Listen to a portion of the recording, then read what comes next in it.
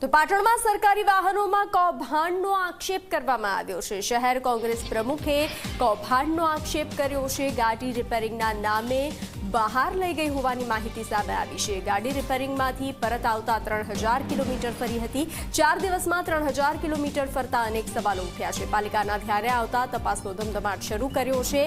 આરોપી વિરુદ્ધ કડક કાર્યવાહી કરવાની ખાતરી આપવામાં આવી છે।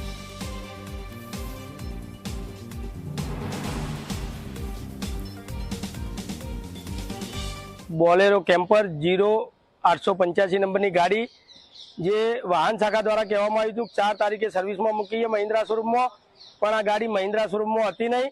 जेनी अमे तपास करता आज लॉगबुक जे गुम करी थी लॉगबुक आज मळी आवी छे अने गाड़ी पण आज मळी आई है खोवायेली।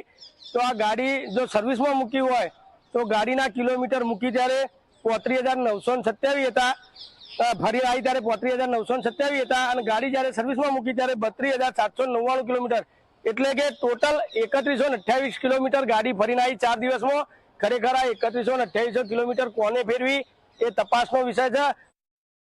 4 तारीख थी 8 तारीख सुधी ये 3000 किलोमीटर फरीने आई, क्या फरी ये तपासनो विषय है। अમને જાણવું છે, અમે એના માટે તપાસ કરાવવાના છીએ। કોઈ પણ ચમરબંધી હશે આમાં એને અમે છોડીશું નહીં અને સાચી તપાસ કરી અને જે આમાં ગુનેગાર હશે એના પર અમે એક્શન લઈશું।